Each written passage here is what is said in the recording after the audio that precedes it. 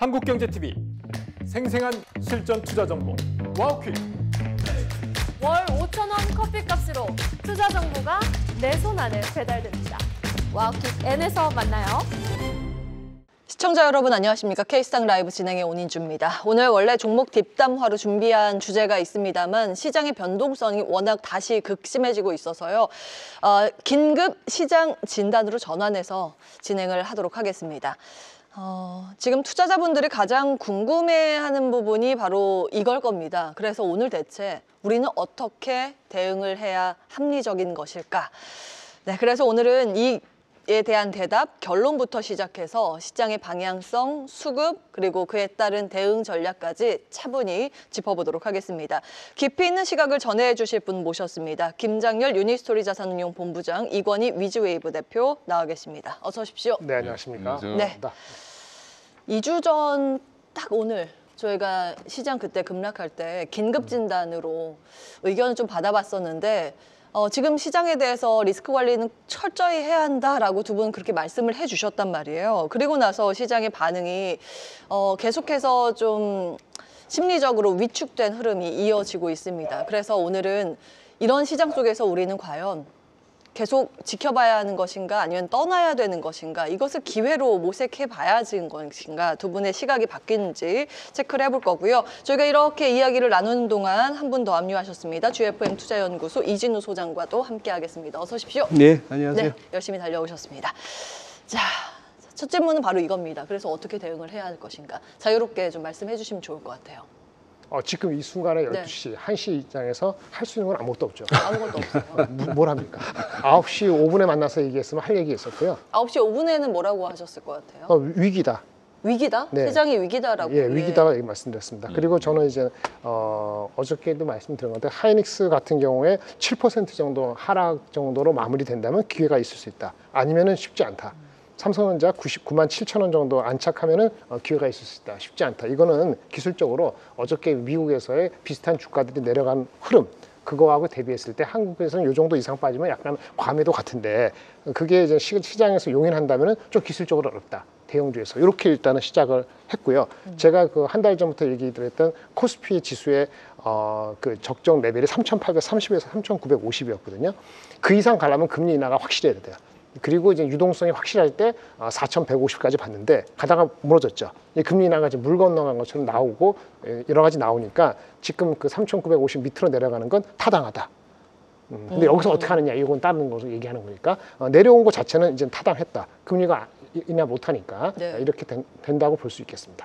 2주 전에 사실은 세 분 모두 지금 시장은 경계감은 분명히 가져야 할 요소가 있다라고 말씀을 주셨기 때문에, 그리고 나서 지금 많이 빠진 상태여서 접근 전략이 조금 변화가 있을까 여쭤봤는데 여전히 지금 아무것도 할 수 없다, 이 말씀을 주셨거든요. 다른 분 혹시 이견이 있으시면 말씀 주십시오.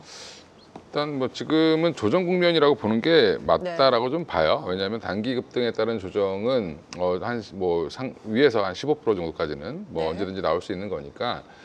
지금 그렇죠. 이제 뭐 이 이익 전망치를 어떻게 볼 것이냐, 진짜로 AI가 무너져서 삼성전자 하이닉스 최근에 올라왔던 부분들이 훼손될 것이냐, 이제 이런 논란들은 있을 수 있습니다. 그래서 이게 한번 지난 11월 들어오면서부터 우리가 이제 뭐 사이드카도 한 번씩 맞고, 결국에 이제 한번 따기를 세게 맞으면 그 다음부터는 또 이제 이게 공포심이 가장 생길 수 있는 거거든요. 항상 맞고 자라는 사람들은 이제 누가 손만 올려도 피하려고 하는, 막으려고 하는 그런 성격이 있는 것처럼, 지금 분위기는 AI 버블론이 아니라고 젠스랑이 얘기했을 때 전 세계가 환호했다가 그게 지금 12시간도 안 가서 그냥 바로 무너져 버렸죠. 그 얘기는 뭐냐면 여전히 지금 전 세계 주식시장이 다들 지금 많이 올라와 있는 상태에서 뭔가 이제 핑계거리를 좀 찾으려고 하는 것도 있고요. 또 미국도 지금 수급적으로 보면 이제 오늘 저녁이 옵션 만기일입니다. 이제 11월. 그럼 옵션 만기일 관련돼서 또 이제 그런 매매들이 좀 나오는 경향. 지금 최근에 공매도도 이제 마이크론을 중심으로 많이 늘어났다라고 좀 얘기가 나오는데, 공매도가 가장 많은 종목 중에 하나가 테슬라인데 테슬라만큼 올라왔다라고 합니다. 지금 마이크론이. 그런 부분들은 이제 어떻게 보면 헤지펀드들의 전략적인 이제 매도 이런 것들도 좀 강하게 좀 나오면서 CTA 펀드를 좀 건드린 게 아닌가. 그래서 추세 추종 펀드가 이제 하락이 나오면 추가적인 하락이 더 나오게 만들어 버리는 그런 모습들이 좀 나오고 있고 네. 미국도 지금 ETF가 굉장히 시장이 커지면서 한쪽이 방향이 쏠리면 이제 따라서 매매를 하는 그런 형태의 이제 투매들이 나올 가능성이 높다. 변동성이 커지는 구간에 들어갔다라고 좀 얘기를 하는데 그런 영향들이 좀 미치는 것 같고요. 국내도 마찬가지로 지금 단기에 급등했던 부분들에 대한 조정 국면에 들어갔다라고 보시는 게 맞습니다. 그래서 조정 국면은 맞는데 조정이 가격 조정까지 급하게 줄 것이냐 아니면 기간 조정을 주면서 박스권을 만들 것이냐 예. 이 정도에서 이제 좀 뭐 결정이 나지 않을까라고 보고 있고요. 저는 3,850선 오늘 이제 지금 이 정도에서 움직이고 있는데 여기 자리만 좀 잘 지켜준다라고 해서 오늘 3,900선까지 정도의 뭐 900선 근처까지의 회복만 좀 나와준다라고 하면 생각보다 그렇게 큰 조정은 나오지 않을 수도 있다. 그래서 여전히 펀더멘탈은 훼손된 게 없는데 지금 주가가 지금 과하게 올라왔던 부분에 대한 밸류에이션에 대한 해석이라든지 아니면 향후 전망에 대한 이제 그런 우려들이 한꺼번에 좀 반영된 게 아닌가 이렇게 생각하고 있습니다. 지금 두 분 다 미국 얘기해 주셨거든요. 김장렬 본부장께서는 12월 미국의 금리 인하 가능성이 더 줄어들면서 동결 가능성이 높아지면서 금리 인하에 대한 기대감이 소멸됐기 때문에 더 안 좋다 말씀을 주셨고 이건희 대표께서는 CTA와 미국의 옵션 만기일, 오늘 밤에 미국은 옵션 만기일에 들어갑니다. 물량 청산 가능성이 있다고 말씀을 주셨고 CTA는 알고리즘으로 인해서 추세 추종하는 이 자금들인데 그러니까 급등을 하게 시장이 올라가면 자동적으로 이제 사게 만드는 그리고 추세를 이탈하면 자동적으로 이제 팔게끔 만드는 이런 알고리즘 매매의 자금인데 지금은 이미 시장이 좀 하락하고 있기 때문에 CTA의 매물 부담 때문에 더 빠지는 경향이 있다라는 지적들이 있습니다. 다 미국 이야기인데 그런데 지금 나스닥 선물은 반등한단 말이에요. 좀 억울한 측면이 있습니다. 나스닥 선물 이 시각 현재 0.3% 반등을 하고 있고요. 일본 니케이 지수는 2.5% 하락입니다. 그런데 우리 시장은 4%나 밀리고 있습니다. 유독 중화권 증시도 한 1, 2% 내외의 약세인데 우리 시장만 왜 이렇게 약한 걸까요? 저한테 물어보시죠. 예, 아시는 분은 자유롭게 대답해 마이크론이 주시면. 10% 빠졌잖아요. 예? 네, 마이크론이 10% 빠져, 10%. 마이크론 때문에. 마이크론 10% 빠졌는데 우리는 마이크론이 미국 시장에서 뭐 10% 차지하지 않지 않습니까? 우리는 하이닉스가 우리나라 시장 10% 차지하니까 말 다 했죠. 그 10% 빠지는 게 우리가 10% 해당되는 시가총액이 8% 빠지고 있으니까 당연히 그게 0.8% 빼고 나서 시작하는 거고 삼성전자가 20% 차지하는데 그거가 또 한 5% 빠지니까 그것도 1% 빠지고 그 합해서 1.8% 빠지는 겁니다. 그러니까 삼성전자, 하이닉스 같은 것이 다른 나라에는 그렇게 인텐시브하게 없죠. 그럼 아까 3.몇% 빠지는 거에서 삼성전자하고 하이닉스 빼고 나면은 2% 빠지는 거잖아요. 그러면 또 그 정도 말이 되는 거죠. 마이크론. 그렇죠. 우리는 메모리 반도체의 비중이 다른 국가에 비해서 좀 높기 때문에 그 영향을 받고 있다 말씀을 주고 계십니다. 자, 그러면 이진우 소장께서 네. 어떤 자료 준비하셨을까요? 시장 어떻게 보고 계시는지 궁금합니다. 예, 지금 방금 그 질문에 우리 얘기인데 뭐 이렇게 말씀드려야겠죠. 우리가 4월 달에 그 상호관세 충격으로 이제 장 빠졌을 때 우리 코스피가 2286, 즉 2300 아래에 있었습니다. 이게 4200 온다고 본 사람은 없었을걸요, 아마. 예, 4200 온다고 본 사람은 없었고, 자, 이제 4200까지 갔던 게 이제 3800대 중반까지 오니까 이제 충격이 커서 그런데, 뭐 한마디로 그거죠. 외국인들이 그때부터 쭉 샀고, 그동안에 이렇게 그 외국인들은 우리 개인들이 내놓은 매물을 받아내면서 이렇게 끌어올렸고요. 그러고 나서 이제 최근 들어서 4천 위에서부터는 또 우리 개인들이 막 사고 외국인들은 팔았습니다. 11월 들어서 외국인들은 엄청 팔았는데 그래서 뭐 이건희 대표가 하신 말씀인가요? 현금으로 사신 분들은 다 팔고 있었고 그 다음에 4천 넘어서부터는 신용으로 사기 시작했다고 이제 그런 구도가 돼버렸죠. 오늘 지금 외국인 뭐 코스피에서 2조 2천억 파네요. 코스닥 1,300억 팔고 이걸 선물도 3,000개 팔고 있으니까 혹시나 싶어서 옵션도 보니까 지금 뭐 그냥 정권통 앱입니다. 콜옵션 51억 매도, 풋옵션 55억 매수. 외국인들은 완전 하방이네요. 완전 하방이고 그런데 우리 개인들이 그러면 뭐 밑에서 대놓았다가 이렇게 아주 밑에 대놓은 것까지 체결될 수도 있는 그런 상황입니다만 뭐 믿는 구석은 그거 아닙니까? 벌써 한 달째 지속되고 있는 금요일은 검더라. 블랙 프라이데이더라. 그런데 월요일은 또 급반등을 하더라 하는 그 믿음이 지금 또 어느 정도 작용하는 것 같고, 개장 전에는 아마 사이드카도 각오들 하셨을걸요. 사이드카는 5%가 넘어야 되는데, 근데 지금 이제 3%에서 이렇게 하는 거는 벌써 이 변동성 장에도 익숙해진 겁니다. 그러니 100포인트에서 140포인트, 요즘은 한 50포인트 빠지면 약보합이라 그러죠. 약보합이라 그러고. 지금이 약보합. 예, 이제 한 100포인트 좀 넘으면 좀 빠지네 그럽니다. 한 5% 넘어서 중간에 사이드카도 이제 한번 걸리면은 네. 방송이 시끄럽고 저녁에 또 유튜브 컨텐츠가 많이 올라오죠. 그런 상황인데, 그래요. 지금 뭐 지적하신 대로 미국도 어제처럼 그렇게 했으면, 어제 엔비디아 장중 고점에서 잡았던 분 장 끝나고 나서 아마 한 10% 까졌을걸요. 하루 만에. 아유, 변동성이. 예, 뭐 그런 하루 장이 만에. 됐으니 이 장을 갖다가 어떻게 분석한다는 자체가 웃기죠. 조울적입니다. 그러다가 코인 왜 빠졌느냐? 뭐 톰리는 수급이 꼬였다. 무슨 뭐 빅플레이어들이 지금 뭔가 지난번 10월 달에 한번 청산되고 나서 아직까지 예. 그 턱 돌아간 걸 끼우지 못했다. 뭐 한 2주 더 걸린다 하지만 또 다들 믿는 구석은 뭐예요? 산타 할배 오신다. 그러니까 어디까지 잘 버텼다가 또 이 랠리 지키자 하는 건데 연말 결국은 이 랠리. 조정의 폭입니다. 문제는. 네. 연말 랠리 가능성은 그러면 보시는 거예요? 세 분 다. 그때까지는 버텨야 된다라고 보시는 건가요? 저한테 물어보시면 아니요, 말씀- 저희는 따로 네. 예, 뭐 질문지가 없기 때문에 네. 자유롭게 말씀 주시면 돼요. 말씀을 좀 드리면, 일단 뭐 저는 이제 양쪽에 계신 이제 소장님이랑 상무님 비하면 이제 미천한 경험을 갖고 있지만, 아, 예, 예. 10년 넘게 예, 이 자리를 예. 지키셨는데. 예. 자꾸 왜 옆에 사람들을 영감을 만들어요. 본인 혼자 살라고. 네, 근데 이제 예.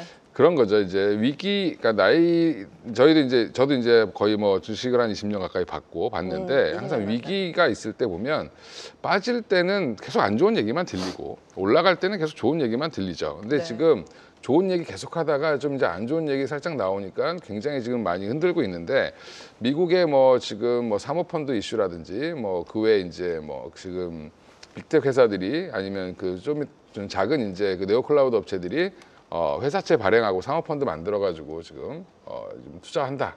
뭐 이런 것 때문에 AI 버블이 어쩌고저쩌고 얘기를 하시는 분들이 있죠. 당연히 그렇습니다. 왜냐하면 2008년도 위기를 한번 겪었던 분들은 이 파생 관련돼서 굉장히 지금 위험하다는 걸 알고 있어요. 예. 근데 지금 그거를 또 재밌는 건 투자은행들이 지금 채권을 발행해주고 그걸 또 되팔아가지고 또 이거를 이 한마디로 프리미엄 이런 것들을 이제 파생 상품을 만들고 있거든요.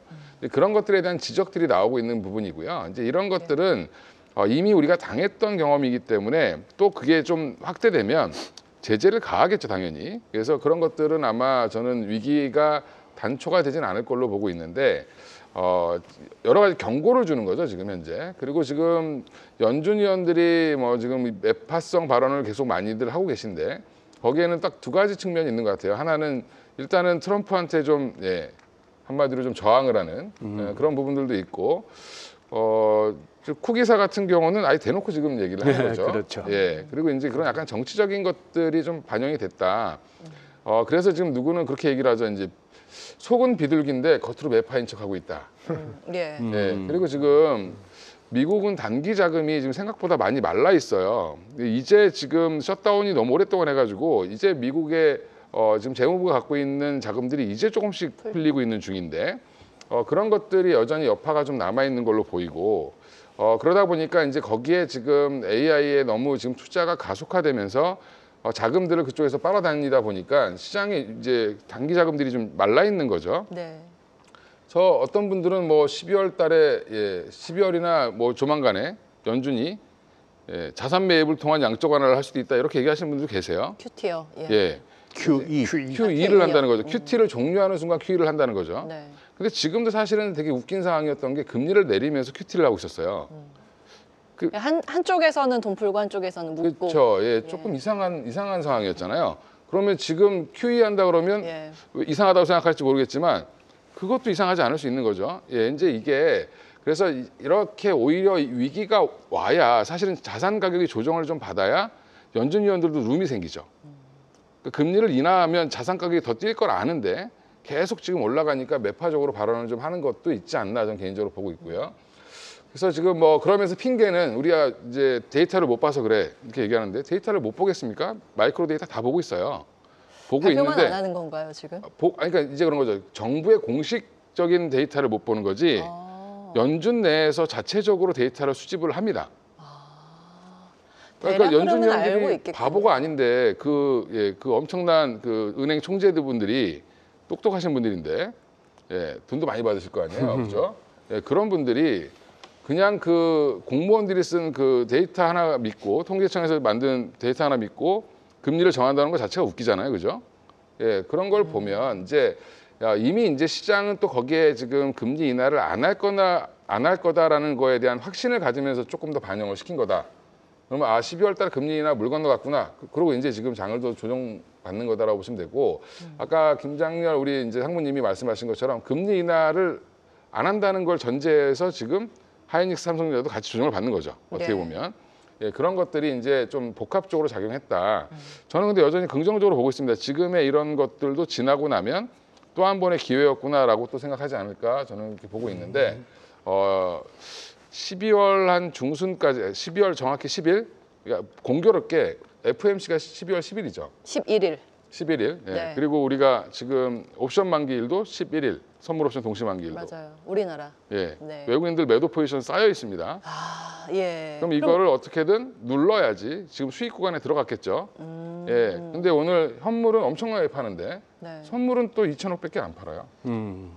어, 네, 또 장 후반에 또 말아 올릴 수도 있습니다. 선물 같은 경우는.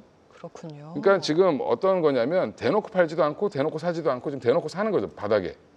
그러니까 이제 결국에는 이익 실현 중이다라는 저는 이렇게 보고 있고요. 그래서 12월 한 길면 그 무렵까지 딱 본의 아니게 맞물렸는데 그 두 가지가 그때까지는 조금 조정 국면이라고 보시고 대응하시는 게 맞지 않나.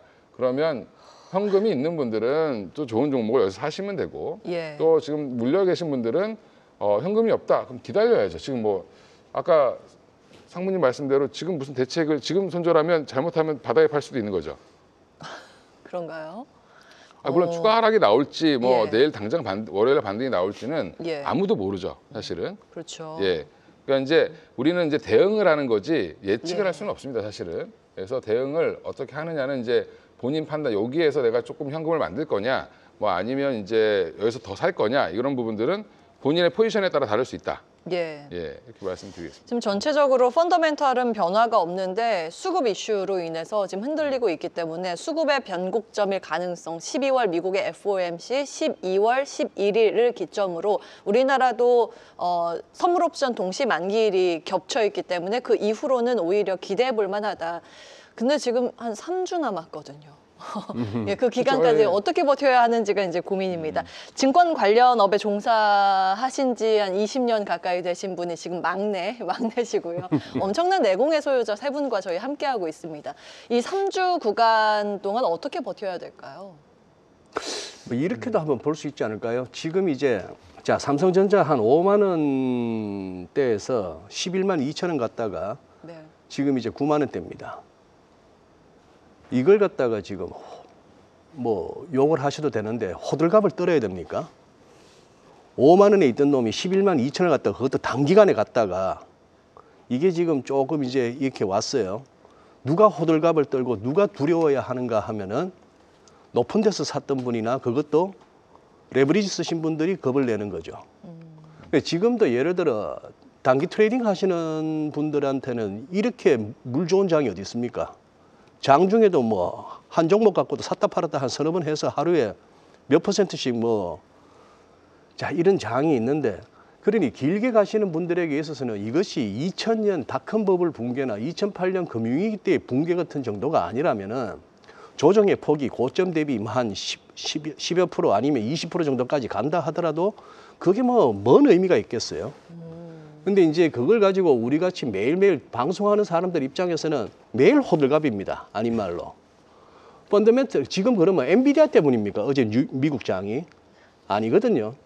지금 우리가 한 2% 오르고 나서 다음날 기술적 반락이 기술적 어떤 조정이 나와서 한 1% 이내에서 마무리되고 또 올라가고 고점이 올라가면은 이거는 편안한 저항이고 한 2, 3% 빠졌고 그냥 올라오는 거는 1, 2%에 불과하고 또 2, 3% 빠지고 하면은 이게 이제 조정장 내지는 잘못하면 어느 정도 베어마켓의 가능성 때문에 이제 긴장을 하는데 예. 사실 이 그림 한번 보시죠.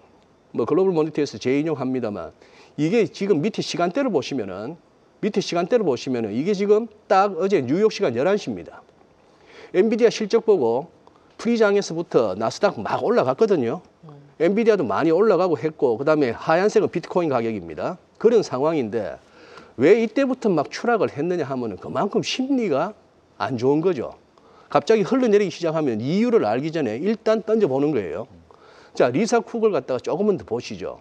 이 대표께서도 언급하셨지만 어제 나름대로 이거 빅 이벤트였는데 이게 무슨 뭐 트럼프 대통령의 핍박에서 이제 살아남은 리사 쿡의 어떤 뭐 그거일 수도 있고 반격일 수도 있고 아니면 연준 내부적인 어떤 분위기일 수도 있겠으나 트럼프 대통령의 해임한 인물이죠. 그랬죠. 그렇다가 지금 저 법원에서 괜찮다 했는데 예. 11시에 딱 엠바고가 풀리면서 이때 조지타운대에서 강연을 하고 있었는데 무슨 내용인지를 언론사들은 들고 있다가 11시에 엠바고 풀리면서 딱딱딱 한 줄씩 나갈 거 아니에요. 헤드라인이. 그걸 보면서 이제 일단 던지고 보자가 나왔습니다. 이게 이제 어제 강연하는 모습이었고 이거는 뭐 트럼프 대통령하고 한참 갈등할 때에 이랬던 뭐 구글 볼 수 있고 이거는 뭐 그때 연준 이사 되었다는 어떤 기사에서 뽑았는데 3명 다 사람이 다른 사람 같습니다. 어쨌거나 문제는 이거예요. 고평가된 자산 가격 하락 가능성이 크다. 이 얘기였는데 그러면서도 이겁니다. 현재 금융 시스템 회복력이 크기 때문에 2008년 같은 그런 건 아니다라고는 얘기합니다만 뭘 걱정하는지 리사 쿡의 입을 빌어서 연준이 하고 싶은 얘기 첫째는 자산 밸류에이션이에요.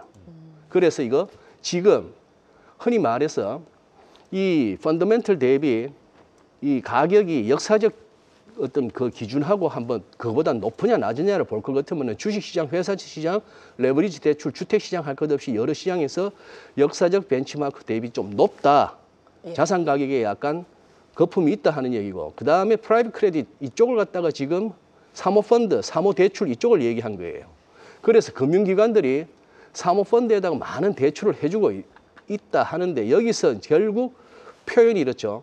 복잡성은 증가되었고 레버리지를 사용하는 금융기관과의 상호 연결성 그래서 예상치 못한 손실 그래서 더 광범위한 금융 시스템으로 확산될 수 있는 경로를 만들 수 있다 하면서 자, 이 표현 하나 나옵니다. Payment in Kind에서 PIK인데 이게 또 우리 서브프라임 때 한번 그걸 한번 떠올리게 하는 그건데 이게 뭐냐 하면은 이자를 갚지 말고 넘어가 그 대신 그 이자를 원금에다 얹을게 이 얘기입니다. 그런 식으로 해서 장사는 지금 당장 되죠. 예. 장사는 당장 되겠지만 나중에 이것이 좋게 끝이 안 났을 때는 우리가 짐작할 수 있는 겁니다. 그 다음에 국채시장에 레버리지 쓰는 애들, 뭐 현선물 스프레드 이용하는 선수들, 그리고 국채금리하고 스왑 레이트하고 스프레드 이용하는 이 선수들이 만기 불일치인데 결국은 뭐냐 하면은 조달은 레포 시장에서 짧은 걸로 하는데 하루하루짜리로 이게 만약에 레포 시장 우리가 한 번씩 발작하듯이 여기서 나오는 어떤 펀딩 리스크가 있단 말이죠. 그러면은 어느 순간 대규모 국채 매도가 촉발될 수도 있다. 이런 얘기를 했는데 이런 얘기들이 이제 하나씩 짧은 제목으로 막 나오니까 우르륵 하면서 나스닥이 이렇게 돼버렸습니다. 결국 보면 60일선도 이제 깨졌는데요. 화요일 날 말씀드렸던 지금 요거 이 네크라인이 붕괴되느냐 마느냐 간당간당합니다. 그러니 오늘 옵션 만기일도 있다고 했는데 굉장할 것 같아요. 아직은 아니야 하면서 오늘도 반등이 나올 수도 있는 거고 내친 김에 한번 밀어버리자고 나올 수 있는데 곰하고 황소들 중에 어느 쪽이 더 완력이 센지를 한번 보셔야 되겠고 여기서 피보나치는 뭐 타임존도 펼쳐보고 그동안 4월 7일 이후의 상승폭에 대해서 조정이 어디까지 하는 측면에서 리트레이스먼트 레벨도 찍어보고 하는데 뭐 그런 식입니다. 그런 식이고 위클리 보시면은 요렇죠. 아 여기 선이 하나 받쳐주네. 20주 평소입니다. 그러면은 단기 반등은 얼마든지 나올 수 있습니다. 2000년대에도 그랬고 2008년도에도 그랬고 그 주구장창 빠지는 와중에 얼마든지 반등이 있었거든요. 그런데 기술적 보조 지표를 보면 조금 쪼립니다. 그리고 월간으로 갈 것 같으면은 하유 너무 벌어졌어요. 이 너무 벌어진 걸 갖다가 어느 정도 좁혀야 될 거 아닙니까? 이게 기간 조정이라 하는 명에는 이 정도에서 와리가리 하는 와중에 평균 개념에서 이 빨간색 20개월 이평선이 올라오면서 좁혀지겠고 아니면은 그냥 가격이 뚝 떨어져서 OMA가 이렇게 20MA하고 가까워지면서 가든지 뭐 그런 식이고 엔비디아는 어떻게 올라온 180불 이거 오늘 지켜내는지 요게 또 관건입니다. 그런데 여기서 지금 벌써 QE 얘기가 나온다. 예. 이거는 제가 봐서는 닭 잡는데 소 잡는 칼 들고 오는 겁니다. 적어도 여기서 진짜 고점 대비 20% 이상 장 빠지고 국제시장에서 무슨 뭐 레포 금리가 치솟고하는 그런 상황이나 왔을 때 또 QE는 몰라도 이걸 갖다가 벌써 한 몇 번 해봤다고 해서 아무 때나 QE를 들고 나온다. 그렇게 될 것 같으면은 우리 같은 사람들은 일반 개인들은 그래 나중에 세상이 어떻게 될 건 간에 나는 일단 모르겠다. 돈이 아니구나. 아무거나 잡자 해서 또 QE 소식 나오면은 뭐라도 들어가시면 될 것 같습니다. 주식이건 코인이건 진짜 AI를 하는 회사건 AI인 척 하는 회사건 아무거나 그때는 잡으셔도 됩니다. 그럴 때가 버블이겠죠. 그럴 때가 버블. 그럼 지금 버블 아닌가요? 네, 아직은 버블 아닌 것 같습니다. 아직은 버블 아니라고 보셨어요. 그 근거도 궁금한데 저희가 잠깐 시황 센터 연결해서 시황 보고 돌아와서 지금 시장의 버블이 아닌 이유, 근거 그리고 투자의 관점에서 지금 주목해야 할 섹터와 종목까지 이야기 들어가 보도록 하겠습니다. 잠시 시황센터 다녀옵니다.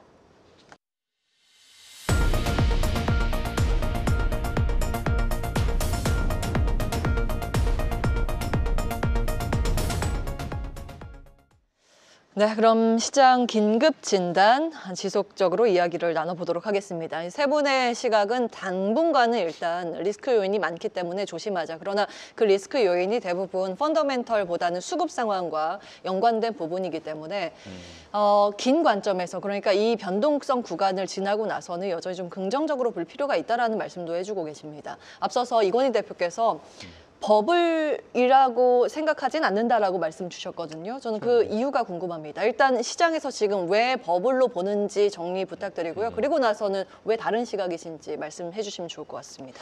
이제 버블의 정의를 좀 정확히 좀 알 필요가 있을 것 같은데 버블은 지나봐야 안다라고 하는 게 또 버블인데. 근데 예전에 이제 닷컴 버블 이제 항상 우리가 버블이라고 하면 닷컴 버블을 좀 떠올리실 텐데 그때 이제 무슨 종목이었든지 엄청나게 올라간 종목이 있었는데 세럼. 예, 세럼 기술. 예, 세럼 기술. 세럼 기술이 또 새록새록 생각나는. 역사적인 종목이었죠. 제 아는 분이 세럼 기술을 엄청나게 돈을 버셨는데. 예. 제 지인도 대박 터졌는데 예, 근데- 재밌는 멘트가 기억나요. 이게 어떤- 그만한 회사예요 하면은 그게 이게- 중요해? 그렇죠. 예. 그게 버블이죠. 예. 예. 그래서 그걸 어떻게 기다리고 그렇게 많이 수익을 내셨어요. 근데 그분이 그 돈이 지금 하나도 없더라고요. 예. 근데 뭐 하여간 그건 별도 얘기고, 버블은 숫자가 없어야 됩니다. 정확히 얘기하면. 실적이 아직 나오지 않아야 버블. 닷컴 버블이라고 불렀던 이유가 뭐냐면, 지금 인터넷이 보급이 전 세계적으로 될 거라고 하니까 그냥 닷컴이라는 거 회사를 차려서 붙이기만 해도 투자금이 들어왔다. 그래서 IPO하고 그 돈으로 또 열심히 쓰다가 없어지고 이런 회사들이 많았죠. 근데 지금 AI 버블이라고 하려면 전 세계가 AI 투자해서 막 빚을 내서 해야 되는데 지금 그런 데가 있나요? 빚을 내서 투자를 하는 게 지금 문제가 되는 거 아니에요? 하이퍼스케일러. 이제 막 내는 거죠. 이제 시작했다라고. 이제 막 내기 시작한 메타라든지 뭐 일부 이제 종목들이 이제 오픈 AI가 사실 가장 크죠. 돈이 없기 때문에 그런 건데. 예. 마이크로소프트나 뭐 지금 구글이나 뭐 대부분 회사들은 다 견조합니다. 근데 그들이 또 인터넷의 광자였고 거기에서 돈을 번 걸 가지고 또 한 번 지금 AI를 장악하겠다라는 거잖아요. 그러니까 오히려 이제 부의 이제 그 양극화가 더 심해질 거에 대한 그런 이제 그건 고민을 해야지. 왜냐하면 원래 산업이라는 게 새로운 패러다임이 나오면 기존 산업을 죽이고 가거든요. 근데 지금 기존에 잘하던 회사들이 또 AI까지 지금 먹고 가는 거죠. 이렇게 가는 중간에 돈이 있는 회사들이 돈을 투자를 하는 걸 가지고 그 부채 비율 메타가 많이 늘어났다고 하는데 네. 예, 삼성전자 하이닉스보다 부채 비율이 낮아요. 여기가 어느 정도예요? 30%도 안 되는 걸로 알고 있는데 이제 부채비율? 그러면 그걸 가지고 거품이라고 얘기하는 것 자체가 네. 조금은 좀 그런 것 같고요. 이제 그거보다는 근본적으로 이걸 해서 돈을 니네가 언제 벌 건데. 예. 그러니까 제가 얘기하는 게 투자자는 항상 급하고 기업가는 시간이 필요하죠. 네. 근데 이제 우리는 항상 미래의 거를 현재에 갖고 오니까 야, 좀 빨리 됐으면 좋겠어. 금리 뭐 인하해가지고 뭐 세상이 망하든 말든 당장 내가 돈 벌었으면 좋겠어. 뭐 이렇게 생각을 하는 거죠. 네. 그러니까 이제 그런 것들이 지금 어떻게 보면 시간의 차이, 시간차 공격 때문에 이제 어떻게 보면 버블로 막 포장이 된 건데 빠지면 버블이래요, 그냥. 그렇죠. 빠지면 버블이라고 사후 해석이라고 보시는 그래서 거예요? 저는 사후 해석이라고 보고 있고요. 지금 뭐 마이클 버리 그분도 뭐 자꾸 얘기가 나오고 있는데 그걸 대놓고 어제 젠슨하이 반박을 했잖아요, 사실은. 네. 근데 이제 여러 가지 면에서 지금은 버블이라고 판단하기는 좀 어렵다. 그러면 모두가 버블이라고 얘기하던 그분들 잘 기억하셨다가 그분들이 버블이 아니라고 얘기할 때가 버블입니다. 이거 진짜인 것 같아 이렇게 그분들이 얘기할 때가 제가 버블이지 않을까. 아, 지금 그 AI 산업의 비관론자들이 긍정으로 바뀔 그렇죠. 때가 예. 버블이다. 항상 비관론자들이 긍정으로 바뀔 때가 거의 꼭지예요. 아, 모두가 다 장밋빛 전망을 외칠 때가 꼭지라는 말씀이세요? 아니죠. 오히려 이제 아주 부정적으로 보시던 분들이 긍정론을 펼치시기 시작하면 내가 틀렸다 이러는 순간 그때가 거의 끝나는 경우가 많죠. 백기 들 때. 예, 그동안 그 사이에 많은 비관론자 애널리스트들이 백기 들 그렇게 가신 분들이 좀 있어요. 그래요. 예. 국내에도 있나요? 있었습니다. 제가 누구라고 언급을 못 해가지고. 예. 그렇군요. 해외는 워낙 많이 알려져 있으니까. 그러니까 이제 뭐 부정론이건 긍정론이건 다 이제 근거가 중요한 거죠. 정확히 얘기하면. 근데 무조건 이제 지금 IT 버블과 닷컴 버블과 지금 그 2008년 금융위기를 짬뽕 시켜갖고 지금 해석을 하고 있는 거거든요. 근데 이미 다 알고 있는 위험은 위험이 아니다. 그렇죠? 그러면 이미 그거를 우리는 겪어봤기 때문에 자전거래도 지금 자꾸 경고가 나오고 그다음에 지금 뭐 사모펀드 만드는 거 가지고 자꾸 경고가 나오는 거죠. 예. 그래서 그쪽에서 터질 확률은 별로 없다. 실제로 중요한 거는 AI가 지금 열심히 투자했는데 네. 돈을 못 버는 기업들이 나오고 아마 한두 개씩은 망하고 이런 것들은 나올 겁니다. 근데 아직 망한 회사도 없죠. 지금 뭐 AI 그 반도체 칩 사다가 망한 회사가 있나요?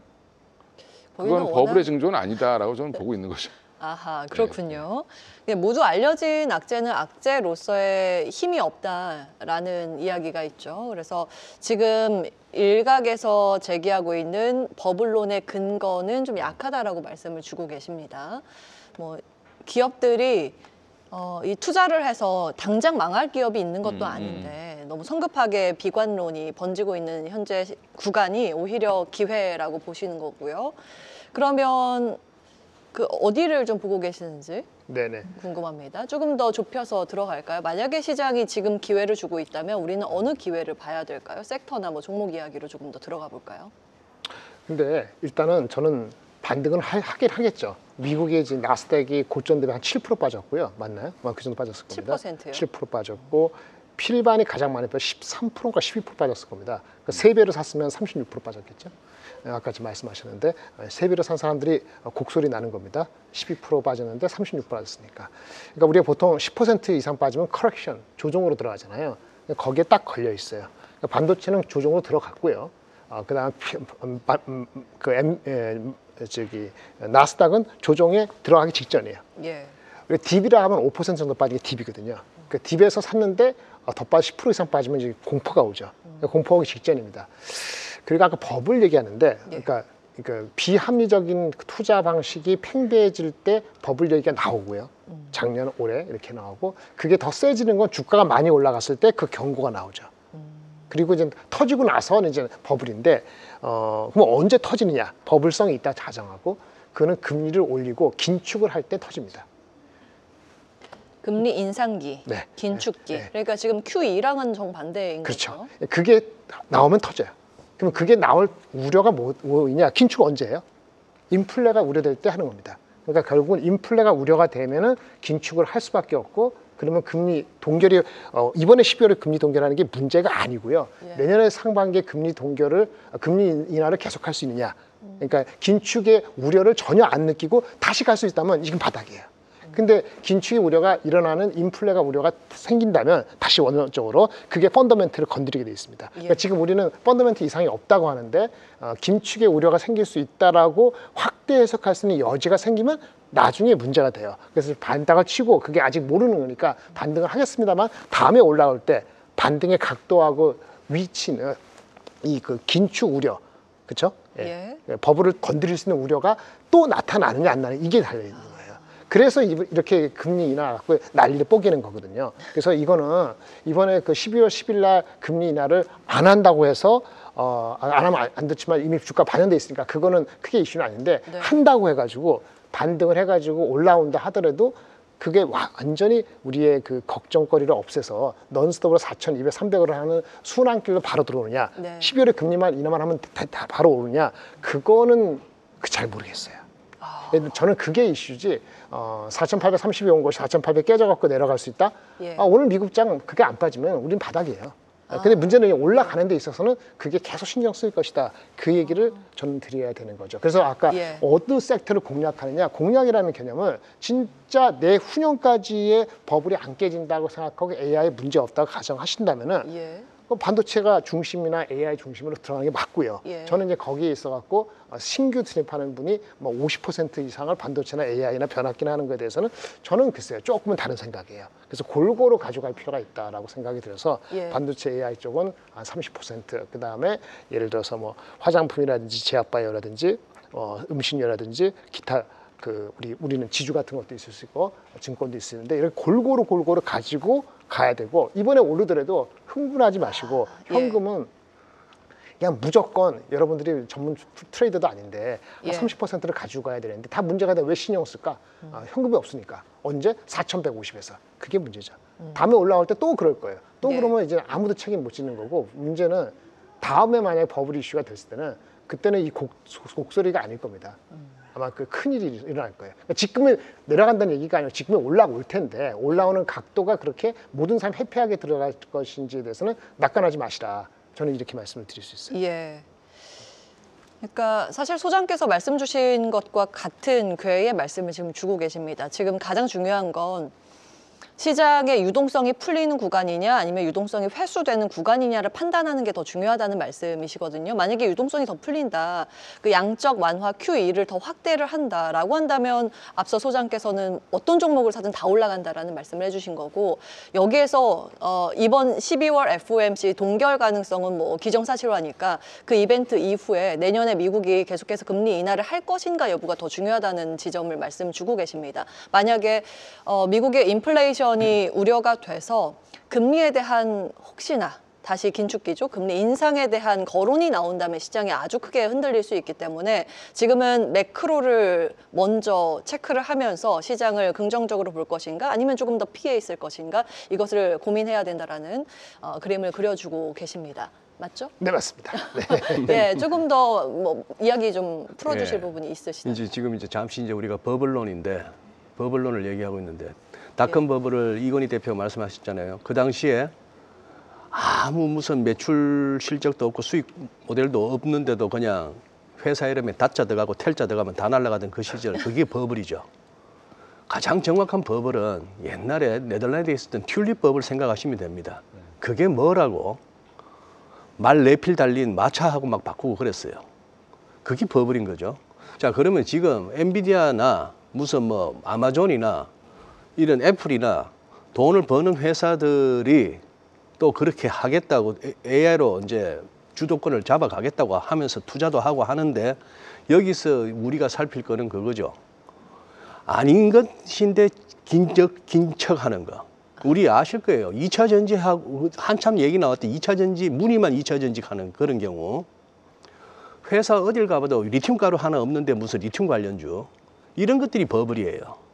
네, 그런 것들이 버블인데, 자, 문제는 아까 리사쿡 부분에서 얘기했던 프라이빗 크레딧 쪽에서의 어떤, 생각해 보시오. 이런 장이 몇 년째 이어졌으면 지금 월스트리트에서는 어떤 사기성 짙은 상품들이 막 개발돼서 부품하게 돌아다니는지 모릅니다. 예. 근데 이게 빵 터지진 않을 거예요. 당장은 골마가고 있겠죠.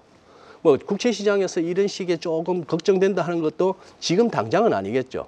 그 타이밍은 그거 한데, 여기서 또 이제 믿는 구석은 한, 미, 일, 중 할 것 없이 국가 지도자들이 여차하면 돈 풀 사람들 아닙니까? 지금 한, 미, 맞아요. 일, 중. 그 중에서도 일본, 오늘 발표된 10월 CPI가 전년비 3%입니다. 무슨 뭐 쌀값은 40%, 커피 원두가 53% 1년 전 대비 올랐다는데 일본 사람들 참 깝깝하겠네요. 밥공기 조금 더 작은 걸로 하고 커피도 반 잔씩만 먹고 말아야 되는데 그래도 지금 BOJ 기준금리가 0.5%입니다. 달러의 환율이 157 이러다 160에 이럴 판국에 BOJ가 제일 높은 양반 눈치 보느라고 금리 인상 말도 못 끄집어내고 엔화 이러면 안 돼요 정도 하고 마는 거예요. 중국도 이 판국에 마침내 부동산 쪽으로 또 돈 풀겠답니다. 그러니 안 쫄리는 거죠. 막 이러다 말겠지. 여기서 조금 더 악소리 나면은 결국 또 돈 풀겠지 하는 그 믿음으로 이제 가는 겁니다. 그 믿음이 안 무너져야 되는 거고 준비했던 차트니까 요 하나만 보시죠. 우리 좀 이렇게 상식적으로 가시죠. 우리 코스피 위클리로 가져왔습니다. 위클리로 가져왔는데 지난 4월 이후 그리고 우리 자, 이 장은 좀 심하지 않았습니까? 이때도 심했죠. 이때도 심했기 때문에 다시 거의 다 토해내고 왔습니다. 세상이 멈춰섰던 팬데믹 기간에 와글와글거리면서 망고 그때는 할 짓이 없어서 주식밖에 안 했어요. 지금도 망고 할 짓이 없어서 주식을 합니다. 제가 아는 자영업자 하시는 분들이 다 접고 딴 거 뭘 해봐야지 하니까 뭐라는지 아십니까? 아, 지금은 뭘 시작을 해요, 이 경기에. 지금은 그냥 돈을 버는 거지. 뭘 해봐야 인테리어 업체만 좋은 일 시킨대요. 자, 그런 상황에서 이 이격을 한번 보시자고요. 코로나 때도 엄청났습니다만 지금 훨훨훨 이거 공중부양을 해가지고 OMA, 20MA, 위클리에서 이렇게 벌어졌으면은 이걸 좀 채우고 가야 안 되겠습니까? 이 정도에서 4천 근방에서 4천 포인트라고 하는 이 엄청난 매도 숫자를 갖다가 예사로 그냥 열었다 닫았다 열었다 닫았다 하고 있는데 이러는 와중에 시간이 좀 가서 저 20MA하고 좀 좁혀지는 그런 식으로 해줘야 이게 시장이지. 여기서 조금 이러고 나서 얘는 또 전고점 열고 더 날아갑니다 해서 얘들이 더 벌어지기를 기대한다는 거는 도둑놈 신보입니다. 많은 사람이 도둑놈 신보를 외쳤죠. 지난 한 달 동안. 예, 거기다가 뭐 여럿 나왔죠. 그게 이슈죠. 장기적이지만 7,500 코스피 나왔죠. 저는 또 뭐 저 나름대로 다른 데서 가가지고 일주일 후면 우리 5천 가겠네요. 하루에 100%씩 매일 오를 때. 그런 식의 얘기가 턱턱 나온다. 뭐 많은 신호죠. 그리고 주변에 느끼실걸요. 이 사람도 시작했네, 주식. 예. 네, 그 말씀은 들어올 만한 여동성은 이미 다 들어왔던 겁니다. 아, 그렇게 보시는 앞으로 이제 더 예. 풀려야 되는 거죠. 아니면 지금 여기서 하방으로 밀어 제끼던 선수들이 자기들이 원할 만큼 먹고 나서 예. 다시 담을 때 그때가 이제 어느 정도 바닥이 잡히지 않을까 싶습니다. 저희가 한 2분 정도밖에 안 남았는데 지금 말씀 주신 부분 중에서 가장 핵심은 이겁니다. 한국, 미국, 중국, 일본 모두 경기 부양에 초점을 맞추고 있는 정권이고 오늘 일본에서 정말 대규모의 그 부양책을 승인했단 말이에요. 네. 그러면 이것을 시중에 풀릴 유동성의 관점으로 봐야 할 것인지 아니면 인플레이션을 자극해서 긴축 우려가 고개를 들 만한 부분이라고 해석을 해야 될지가 조금 헷갈리는데 혹시 본부장께서 어떻게 보시는지요? 그래서 엔화가 약세가 다시 되니까 엔화 강세가 아니고 예. 엔캐리 트레이드를 엔캐리 청산이 아니고 엔캐리 트레이드가 오는 거 아니냐 이런 식이 하는데 어쨌든 엔화가 약세가 되면 우리한테 좋은 게 없죠. 원화도 약세가 되는 거니까 좋은 게 없고요. 걔네가 인플레가 자극돼서 금리를 빨리 올릴 수 있을지 그건 잘 모르겠어요. 정책적인 게 있으니까. 예. 중요한 건 우리한테 별로 좋지 않습니다. 그리고 다른 얘기 좀 할 텐데 그 우리나라 미국에서 그 이번 오늘 그 엔비디아 내려가고 하는 거에 저는 다른 쪽에 봤는데 월마트가 올라갔어요. 근데 월마트가 올라간 이유가 뭔지 아세요? 그 비싼 그러니까 고위층이래 중상 상위층이 보통 월마트 잘 안 가잖아요. 근데 그 사람들이 와서 그 사람들도 이제 생필품에 신경 써갖고 월마트를 하면서 월마트 단가가 높아져서 걔네들이 가격이 주가가 많이 오른 거예요. 이거 굉장히 안 좋은 신호입니다. 그리고 뭐 트럼프가 식료품 가격 관세도 내렸잖아요. 예. 이게 뭐냐? 제가 아까 관세 얘기했는데 관세 이펙트가 여러분 또 없다고 얘기하는데 저는 내년에 한 번 있을 것 같아요. 인플레. 장기적으로 관세 이펙트가 나면은 나중에는 수요가 줄어가지고 인플레가 아니고 디플레도 온다 뭐 그렇게 얘기하는데 그거 하기 전에 인플레 영향이 있을 수 있습니다. 소비자들이 퍼체싱 파워가 약해지는 것이 내년에 일어나면은 그러면 아까 그 관세 정가시켜갖고 인플레 어떻게 되는 거 그런 게 문제가 생길 수 있다는 게 가장 큰 문제입니다. 돈을 푼다고 해서 우리나라도 소비 쿠폰 열심히 했잖아요. 그래서 소비가 진작이 되나요? 그냥 비니빈 부익부만 되는 거죠. 그래서 저는 그 일본이 어떻게 될지는 일본 사정을 한국만큼 모르니까 그건 얘기할 수 없지만 한국에 특별히 포지티브하다고 보여지질 않습니다. 알겠습니다. 이제 인플레이션이라는 키워드가 시장의 변동성을 야기시킬 만한 가능성이 남아있다는 점 말씀을 주셨습니다. 지금 시장은 단기 충격에 크게 흔들리고 있는데 이제는 구조적인 흐름에 더 주목을 해야 한다는 세 분의 공통된 말씀이셨고요. 이제 종목 하나, 뉴스 하나에 반응하는 구간이 아니라 매크로 흐름을 먼저 점검하고 그 안에서 포지션의 위험 관리를 해야 할 구간이다라는 내용으로 마무리하도록 하겠습니다. 자, 지금까지 긴급진단 이진우 GFM 투자연구소 소장, 김장렬 유니스토리 자산운용본부장, 이권희 위즈웨이브 대표와 함께했습니다. 세 분 말씀 고맙습니다. 감사합니다. 계속해서 다양한 경제 이슈를 알고 싶다면 구독과 좋아요, 알림 설정 부탁드립니다. AI 캐스터 권미정이었습니다.